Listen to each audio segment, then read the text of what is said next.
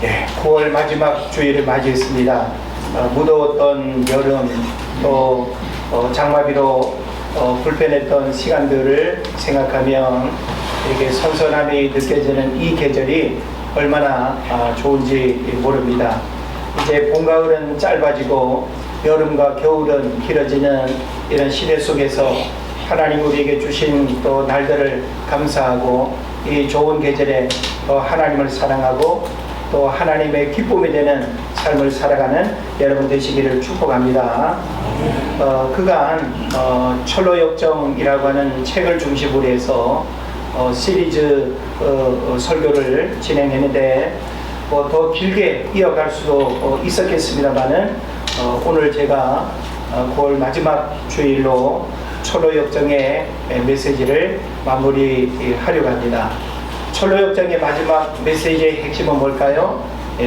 천국에 들어가는 거죠.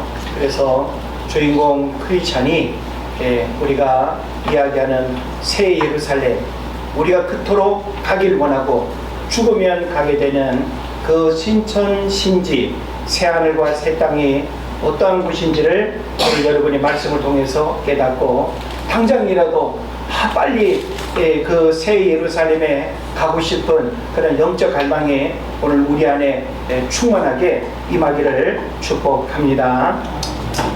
우리 인간에게 있어서 하나님은 어떤 존재일까요? 우리는 나와 관계 맺는 것들에 대해서 올바른 이해들을 해야 됩니다. 여러분이 누굴 만나는데 상대방이 누군지도 모르고 내가 어디를 가는데 가는 곳이 어딘지도 모르고 가는 사람이 있겠습니까? 우리가 하나님을 믿는다고 하면 하나님이 어떤 분인가에 대한 이해를 할 수 있어야 돼요. 이것은 지적인 이해가 아니고 내 궁리로 이해하는 이해가 아니고 성경에서 말씀하고 있는 하나님이 어떤 분인가를 정확하게 아는 것이 굉장히 중요한 것입니다. 그러나 오늘날 하나님을 그냥 수많은 신들 중에 그냥 하나의 신으로만 이해하고 성경이 우리로 하여금 알기를 원하는 그 하나님을 제대로 알지 못하고 살아가는 사람들이 굉장히 많이 있습니다. 그런 면에서 철로역정은 하나님이 세상을 향한 뜻이 무엇이고 우리 한 사람 한 사람을 향하신 하나님의 뜻이 무엇인가를 깨달아 알 수 있는, 그래서 하나님에 대한 이해를 새롭게 할 수 있는 그 책이 철로역정이었습니다. 이제 우리는 지난 수번의 시간들을 통해서 하나님이 우리 인간 한 사람 한 사람을 얼마나 사랑하시고 또 구원하기를 원하시고 구원받은 하나님의 백성들이 중간에 탈락하거나 믿음을 포기하는 것이 아니라 수많은 고난을 이겨내면서 바로 시온성이라고 일컬어지는 그 새 예루살렘에 입성하는 이 일을 하나님이 가장 원하신다라고 하는 사실을 깨달으시고 오늘 저와 여러분이 그 철로역정의 마지막 과정, 마지막 목적지가 되는 새 예루살렘에 우리가 메시지를 통해서 함께 입성하고 그 새 예루살렘이 이런 곳이구나 라고 하는 사실을 우리가 깨닫는다면 정말 세상과 비교가 될 뿐만 아니라 빨리 그 천국에 들어가고 싶고 그 천국을 사모하는 그 마음을 가지게 될 때 우리는 이 땅에서 어떤 미련도 어떤 고난도 이겨내면서 우리가 그 하늘 소망 가운데 살아가게 될 줄로 믿습니다. 철로역정의 삶을 살아가는 우리에게 하나님은 어떤 시선으로 바라보고 계실까요?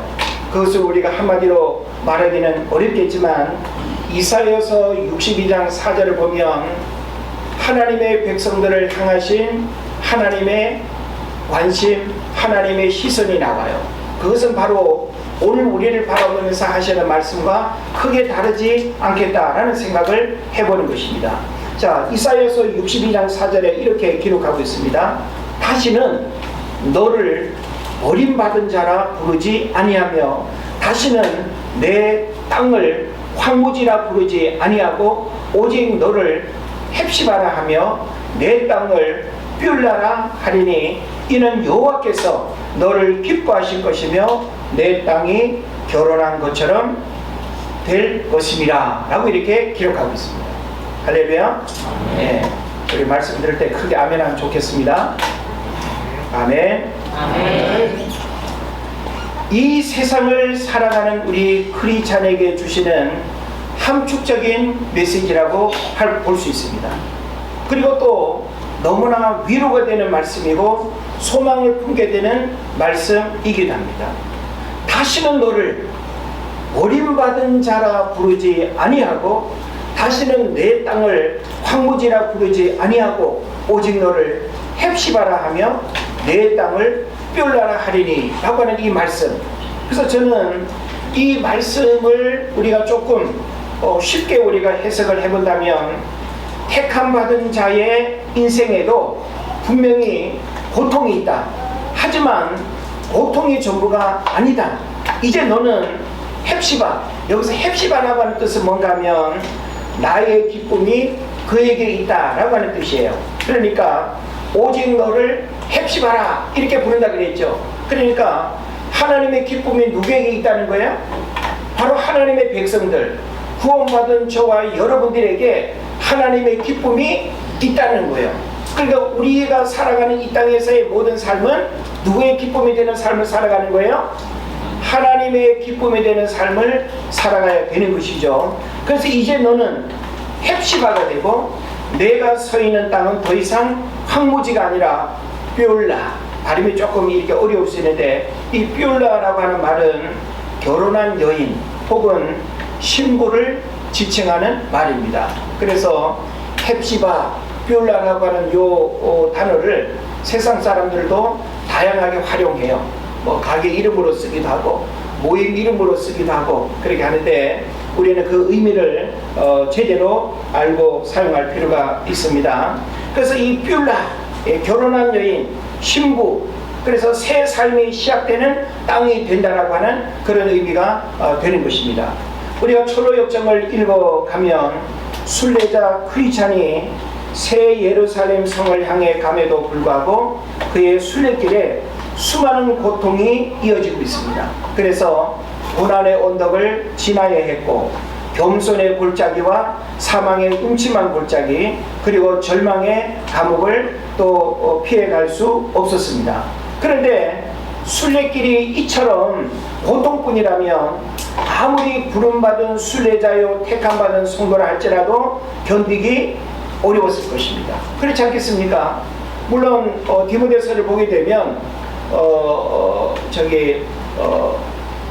우리가 이렇게 구원받는 것이 마냥 기쁜 일만은 아니라고 이야기하고 있죠. 그래서 고난이 함께 우리에게 주어짐을 우리가 알지만 고난만 있는 것은 분명히 아니죠.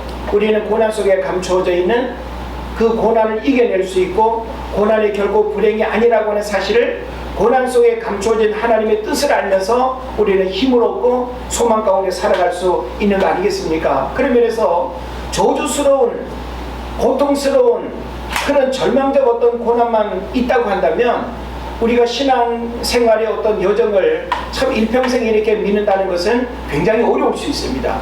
그래서 하나님은 우리로 하여금 이런 어떤 신앙의 어떤 여정 속에 아름다운 집도 있었고 기쁨의 산지도 있었습니다. 그리고 이제 마지막 죽음의 강을 건너기 전에 뼈울라의 땅을 지나게 하는 이 이제 내용을 우리가 책에서 접하게 되는 겁니다. 자, 그러면 수많은 고난을 겪기도 했고 또 하나님이 중간중간에 그 고난의 시름을 잊어버리고 다시금 힘을 내고 끝까지 또 믿음 생활을 할 수 있는 그런 은혜들을 하나님이 계속 주셨는데 이제 죽음의 강을 건너서 새 예루살렘에 들어가게 되는데 그 직전에 바로 뼈울라의 땅을 지나게 하신다라고 하는 거예요.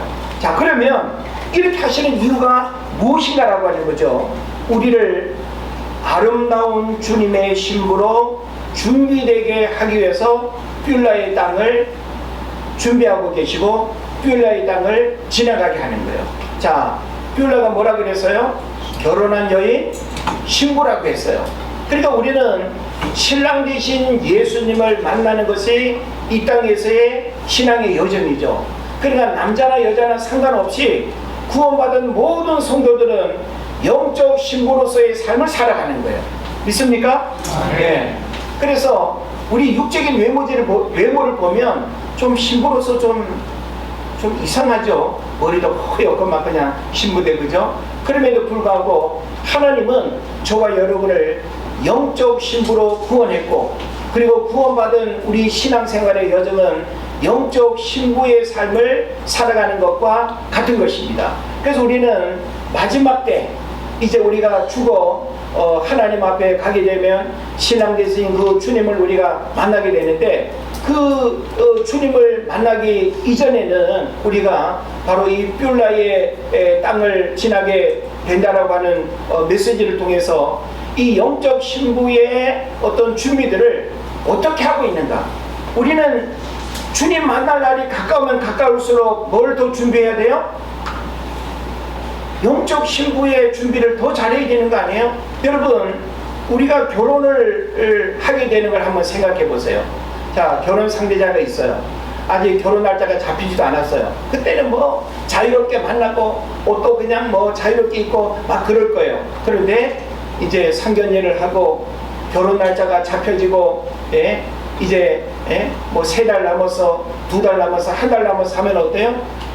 결혼 준비를 위한 그 일에 초점이 맞춰지게 되지 않겠습니까? 더군다나 신랑이나 신부는 서로에게 가장 예쁘고 가장 멋진 신랑 신부의 모습을 준비하는 그런 시간들이 반드시 있는 거예요. 그런 면에서 우리는 신랑 되신 그 주님을 만날 날이 가까워지고 있다라고 하는 사실을 알면 영적 신부의 삶을 살아가는 우리들은 이 땅에서 더 깨어 기도하고 더 성령으로 충만하고 영적 신부의 그런 모습들을 어떻게 준비하고 가꾸고 있는지, 그래서 육신의 더러운 것들 끊임없이 우리가 털어낼 뿐만 아니라 내가 신부를 신랑 되신 예수님을 맞이하기에 부끄럽지 않도록 그 준비들이 우리에게 절대적으로 필요하다라고 하는 것입니다. 그래서 신부는 신랑에게 최고의 아름다움을 준비하고 만나게 되죠. 그래서 영적 신부인 우리는 신랑 되신 예수님을 만난 준비를 이 땅을 살아가는 동안 최고의 모습으로 단장하고 새롭게 변화시켜야 할 것이다 라고 하는 것입니다. 그래서 이 뷸라의 땅은 아직 새 예루살렘의 땅이 아닙니다. 새 예루살렘에 들어가기 전에 어찌 보면 마지막 이제 지나야 하는 땅이라고 볼 수 있습니다.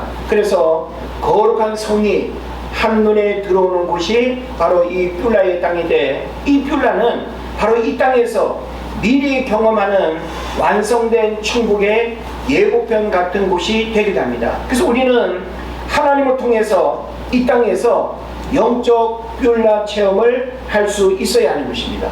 주님과 결혼한 영적 기쁨의 체험이 있어야 한다라고 하는 것이죠. 그래서 우리는 내가 영적 신부라고 하는 사실을 잃어버리면 안 돼요.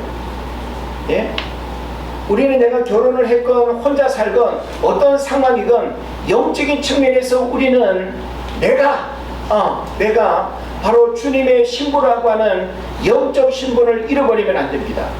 그래서 우리가 신랑 되신 그 주님을 만나야 하고 맞이해야 된다라고 하는 그 준비를 우리가 이 땅을 살아가는 동안 해야 되는 거예요. 신부가 신랑을 맞이할 준비를 안 하고 추한 모습으로 신랑을 맞이하는 일이 가능하겠습니까? 그런 일은 있을 수 없습니다. 당신이 내 신부가 맞았어 라고 할 정도로 너무나 아름다운 최고의 그 아름다움을 신부는 단장하고 준비하는 것 아니겠습니까? 그래서 바로 우리는 이 뷸라의 땅을 지나면서 영적 신부로서의 삶을 내가 준비하고 살아가고 있는가? 내가 언제라도 그 신랑 되신 예수님을 맞이할 수 있는 그 준비에 부족함이 없는가? 이걸 우리가 끊임없이 자신을 돌아보고 그리고 신부로서의 영적인 단장을 해야 된다라고 하는 사실을 깨달으시기를 바랍니다.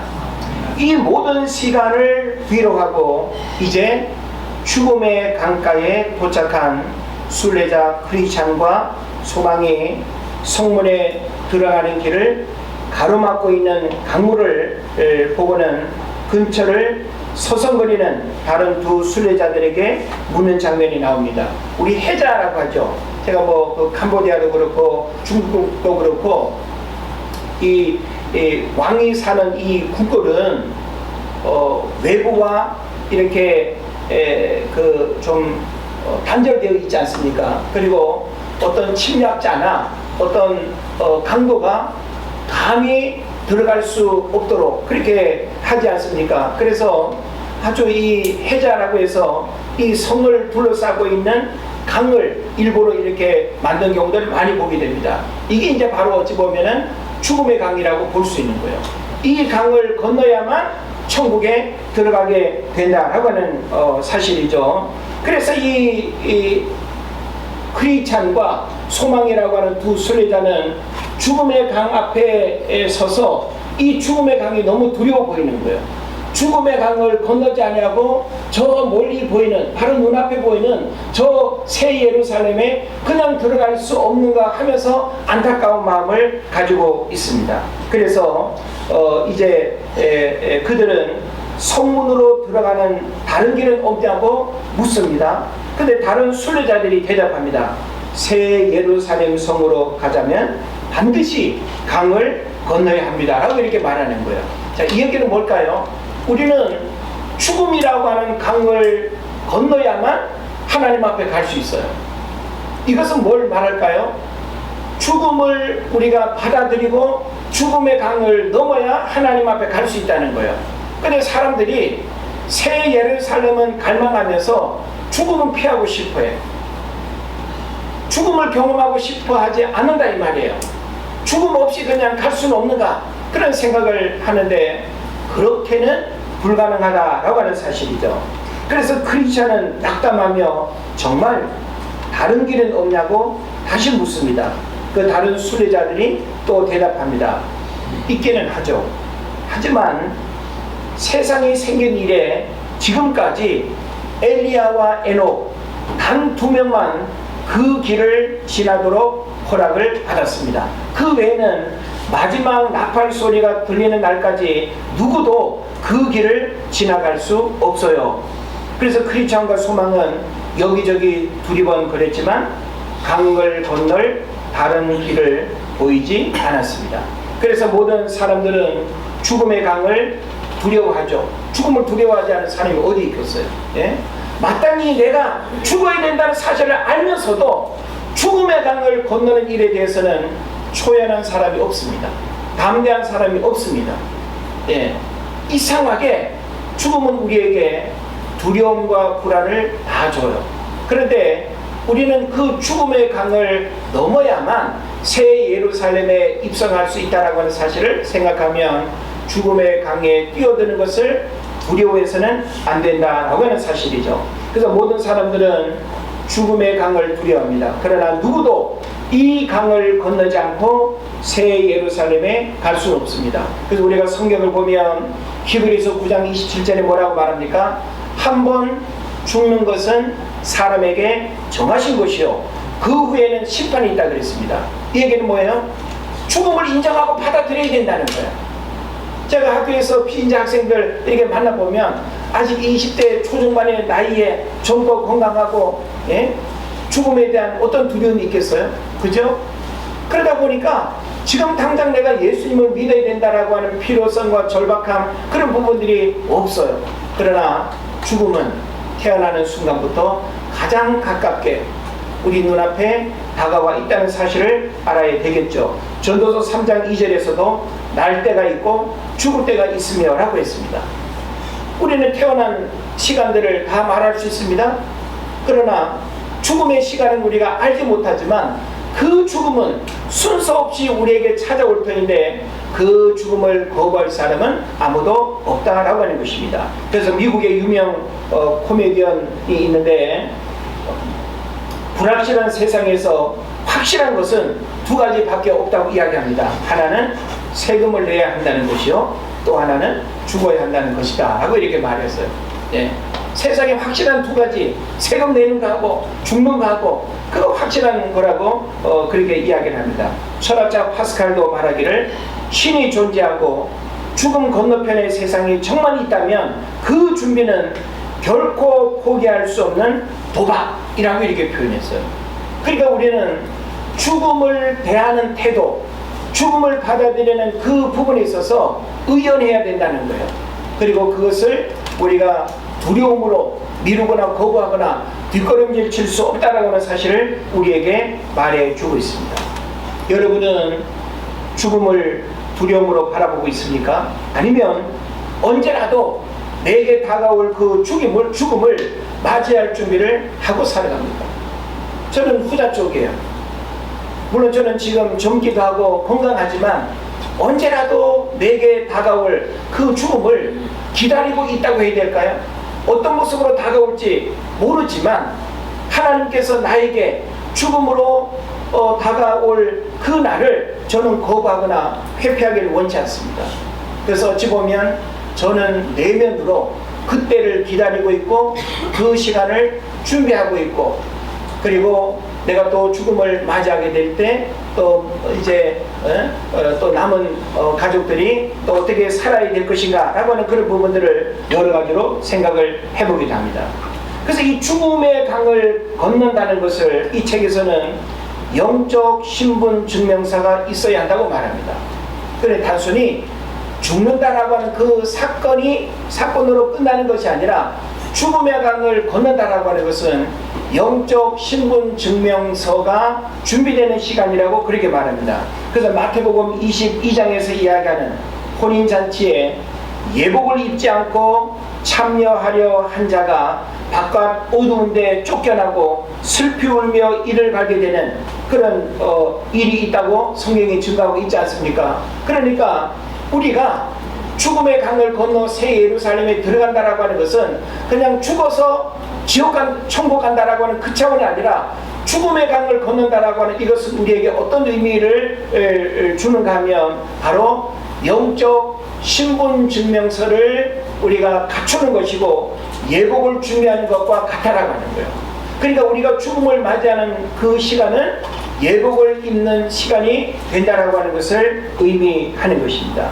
그래서 이 예복이 뭐냐라고 하는 것을 우리가 이해를 해야 될 텐데, 우리에게는 예수 그리스도로 주어진 믿음의 예복을 입고 있어야 됩니다. 그러니까 죽음이 두렵다라고 하는 것은 이 예복이 나한테 오는 사람은 두려운 거예요. 그러니까 이 예복을 준비하고 있고 이 예복을 입고 있는 사람은 언제라도 내가 들어갈 그 혼인잔치, 내가 앉게 될 그 자리가 예정되어 있기 때문에 불안하거나 두려워할 이유가 전혀 없는 거예요. 그런데 내가 지금 이 예수 그리스도로 말미암아 믿음의 예복을 입고 있어야 되는데 그 예복이 자꾸 벗겨지라 그래. 예? 혹은 또 그 예복을 입고 있는 것에 대한 믿음의 확신이 없어. 이게 이제 바로 우리에게 있어서는 죽음의 강을 두렵게 하는 그런 이유가 된다라고 하는 것입니다.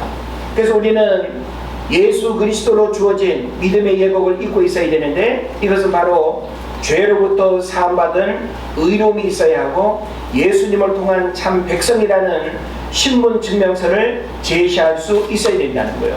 우리 왜 전도 폭발에서 이렇게 45분 복음 제시할 때 첫 번째 질문이 그거라고 하지 않습니까? 오늘 만약에 당신이 죽어서 천국 문 앞에 서게 될 때 그 천국 문 앞에서 문제기가 너를 나의 천국에 들여보내야 할 이유가 뭐냐고 묻는다면 뭐라고 말할 거냐고 그렇게 질문하지 않습니까? 뭐라고 우리는 말해야 될까요? 내가 그 주님의 천국에 들어가야 할 이유가 뭐냐고 묻는다면 뭐라고 우리가 대답해야 되겠냐는 거예요.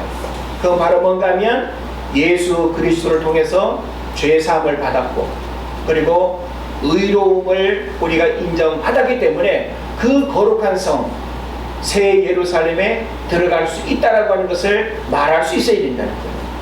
이 고백, 이것은 우리의 믿음일 뿐만 아니라 하나님이 우리에게 원하시는 대단히 중요한 신앙 고백이라고 하는 사실을 여러분 깨달으시기를 바랍니다. 그래서 이 두 사람은 죽음의 강에 이제 뛰어들었습니다. 두려움 가운데 잠시 정신을 잃습니다. 소망이 소리칩니다. 예수님이 여기서도 함께 하심을 믿어야 하고 그분이 이 강을 통해 우리를 온전케 하신다는 사실을 믿어야 한다고 소리칩니다. 정신을 차리며 크리스찬은 말합니다. 맞아요. 주님이 함께 하신다는 말씀이 생각나네요. 그때 크리스찬이 기억한 말씀은 이사야서 43장 2절의 그 약속의 말씀이었습니다. 뭘까요? 내가 물 가운데 지날 때에 내가 너와 함께 할 것이라. 강을 건널 때에 물이 너를 침몰하지 못할 것이며 내가 불 가운데로 지날 때에 타지도 아니할 것이요 불꽃이 너를 사르지도 못하리니. 그 말씀 아니겠습니까? 그러자 놀라운 일이 일어나는데 주님의 임재를 신뢰하던 그들에게 강의 수심이 얕아지기 시작하는 거예요. 강물에 뛰어들었을 때 그 죽음의 강을 건너야만 새 예루살렘에 들어갈 수 있다고 했기 때문에 그 죽음의 강을 건너지 아니하고는 예루살렘에 들어갈 수 없지 않습니까? 그래서 이 크리스찬은 그 죽음의 강에 뛰어 들어간 거예요. 이 얘기는 뭔가 하면 우리가 죽음을 우리가 받아들이는 일에 있어서 우리가 믿음으로 이렇게 이제 뛰어들었다라고 하는 의미가 되겠죠. 그런데 그 죽음은 우리가 마지막 죽는 순간까지 어떤 두려움이 될 수 있는데 우리가 그 죽는 어떤 상황에서도 하나님을 기억하고 하나님의 말씀을 우리가 기억하게 되면 하나님의 말씀이 그 죽음의 강을 건너는데 도움을 준다라고 하는 것이죠. 그래서 바로 지금 이 크리스찬이 그 두려움 가운데 죽음의 강을 이렇게 이제 건너지만 강의 수심이 얕아지기 시작하는 것을 경험합니다. 그리고 그 두 발로 서게 되고 마침내 강을 건너 반대편 기슭에 도달하게 되는 것입니다. 여러분 얼마나 감격스럽겠어요. 예? 그 죽음의 강 건너편에 그 새 예루살렘 성이 보이는데 예? 그 죽음의 강을 건너기 이전에 가졌던 그 두려움이 얼마나 컸겠어요. 그런데 우리가 그 책을 보게 되면 이렇게 죽음의 강을 이제 극적으로 건너서 새 예루살렘의 기슭에 이제 들어가게 되는 겁니다. 그때 빛나는 옷을 입은 천사들이 나타나서 크리스찬과 소망을 둘러싸고 어깨를 가지런히 하면서 성문을 향해 걸어갑니다. 그리고 지시받은 대로 성문을 두드리며 신분증명서를 내보이자 성문이 활짝 열렸고 문턱을 넘는 순간 두 사람의 모습은 완전히 달라졌습니다. 그러니까 그야말로 우리가 하나님 나라에 간다는 것은 우리가 지금 육체로 이렇게 늙고 병든 이 모습이 아니라 부활체의 모습으로 우리 육신이 바뀐다는 사실을 이 책에서도 이야기를 하는 거예요. 그래서 어느새 그들은 금빛 찬란한 옷을 입고 있었고 한쪽에는 하프와 면류관을 든 이들이 기다리고 있었습니다. 어디선가 기쁨의 종들이 울리며 와서 주인과 함께 기쁨을 누려라 외치는 큰 소리가 들려옵니다. 멀지 않은 곳에 해처럼 밝게 빛나는 도시가 한눈에 들어왔습니다. 면류관을 쓰고 종려나무 가지를 들고 정금 하프에 맞추어 찬양을 부르는 이들이 황금으로 덮인 길을 걷고 있었습니다. 날개 달린 천사들도 섞여 있었는데 서로를 바라보며 쉴 새 없이 거룩하십니다. 거룩하십니다. 전능하신 분 주 하나님이라고 찬미하고 있었습니다. 마침내 이들은 새 예루살렘 성 영원한 천성에 도달하게 된 것입니다. 그래서 우리는 이 철로역정이라고 하는 이 책을 통해서 죽음 너머에 있게 되는 그 천국과 지옥이라고 하는 것이 막연하게 추상적인 그 나라가 아니라고 하는 거예요. 물론 우리가 지금 이 한 권의 책을 통해서 새 예루살렘에 대한 묘사를 우리 인간의 언어로 표현하고 있지만 우리 인간의 언어로 소상하게 다 표현하지 못했다고 저는 생각을 합니다. 그래서 성경은 이 새 예루살렘을 어떻게 묘사하고 있을까요? 오늘 우리가 본문을 읽은 21장 1절 2절에 보니까 철로역정에서 이야기하는 새 예루살렘과 그리고 성경에서 이야기하는 새 예루살렘이 일맥상통하고 크게 다르지 않고 표현에 있고 없음의 그 차이지 본질적으로는 같다라고 하는 사실을 생각하게 되는 것입니다. 또 내가 새 하늘과 새 땅을 보니 처음 하늘과 처음 땅이 없어졌고 바다도 다시 있지 않더라. 또 내가 보매 거룩한 성 새 예루살렘이 하나님께로부터 하늘에서 내려오니 그 준비한 것이 신부가 남편을 위하여 단장한 것 같더라 하고 이렇게 표현하고 있습니다. 그러니까 우리가 죽으면 가게 될 그 천국은 우리가 이 땅에서 가본 여행지, 우리가 가장 아름답다고 하는 그 어떤 것과 비교할 수 없는 기쁨이 있고 즐거움이 있고 하나님의 영광으로 충만하고 하나님을 찬양하는 그 아름다운 목소리가 있는 곳이 바로 새 예루살렘임을 우리에게 말해주는 것입니다. 이제 말씀을 정리합니다. 우리 믿음의 여정은 이 영광의 도성을 바라보며 걸어온 행진이고 마라톤이라고 볼 수 있습니다. 신앙생활은 마라톤이죠. 힘들고 어려워도 끝까지 꼴이 나는, 마지막까지 우리가 꼴이 나는 게 가장 중요한 거예요. 그래서 목적지에 도착하지 못한 모든 수고는 헛수고가 됩니다. 여러분이 신앙생활을 몇 년을 했다, 어느 교회를 다녔다, 뭘 우리가 자랑한다 할지라도 마지막 우리가 꼴이 나지 못하면 신앙의 여정은 다 소용이 없습니다. 그래서 우리는 함께 일으켜주고 함께 세워주고 함께 배려하고 함께 우리가 협력하면서 우리 모두가 저 천성에서 다시 만날 그 은혜를 우리가 바라보면서 이 땅에서의 고난과 어려움을 이겨내고 믿음 안에서 승리하며 살아야 될 줄로 믿습니다. 그래서 목적지에 도달하는 것이 이 땅에서의 모든 수고를 보상받고 고통을 잊게 되는 기쁨이 되는 것입니다. 죽음의 강에 아무리 수심이 깊어도 포기하지 않고 마침내 강을 걷는 것을 영원히 감사하게 되는 것이죠. 그래서 저는 우리가 어두운 강을 건너서 빛나는 새 예루살렘의 언덕에 서게 되는 그날을 믿음으로 바라봤으면 좋겠어요. 저는 이 철로역정을 읽고 난 다음에 우리가 가게 될 이 천국이 이렇게 묘사하고 있는 것만으로도 흥분이 됐어요.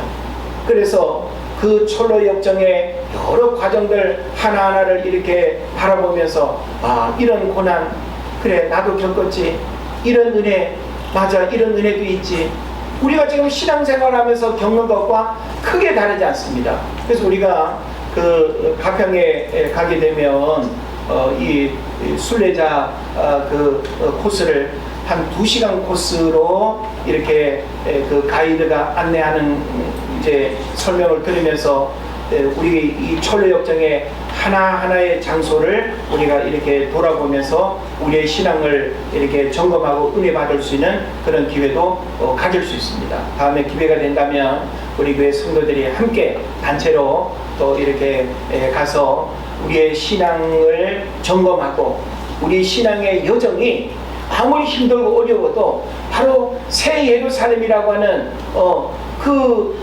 입성을 우리가 하지 못하면 아무 소용이 없다라고 하는 사실을 생각하게 되는 것입니다. 그런 면에서 우리는 이 마지막 메시지를 마무리하면서 우리가 복음성가로 이렇게 즐겨 부르던 그 찬양을 우리가 함께 불러볼 수 있으면 좋겠습니다.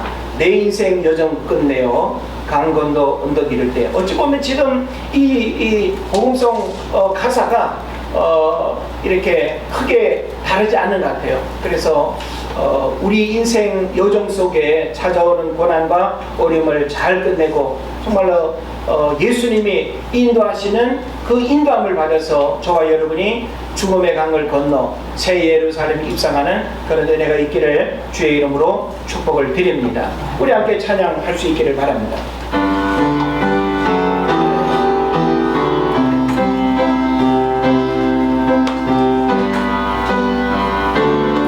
내 인생 여정 끝내요. 내 인생 여정 끝내요. 강 건너 언덕 이를 때 강 건너 언덕 이를 이를 때 하늘 문 향해 말하리. 하늘 문 향해 말하리. 예수 인도하셨네. 예수 인도하셨네. 이 가시 박힌 인생을, 이 가시 박힌 인생을 호덕이며 갈 때에, 호덕이며 갈 때에 시험과 환난 많으나, 시험과 환난 많으나 예수 인도하셨네. 예수 인도하셨네. 내 밟는 발걸음마다, 내 밟는 발걸음마다 주 예수 보살피시사, 주 예수 보살피시 승리의 개가 부르며, 승리의 개가 부르며 주를 찬송하리라. 주를 찬송하리라. 매일 발걸음마다, 매일 발걸음마다 예수 인도하시네.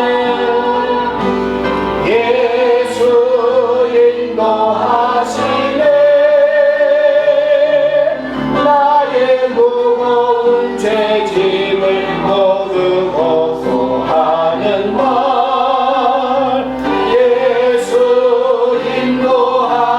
다시 한번 매일 발걸음마다, 매일 발걸음마다 예수 인도하시네. 나의 무거운 죄짐을 모두 벗소하는 말, 예수 인도하셨네. 기도합니다.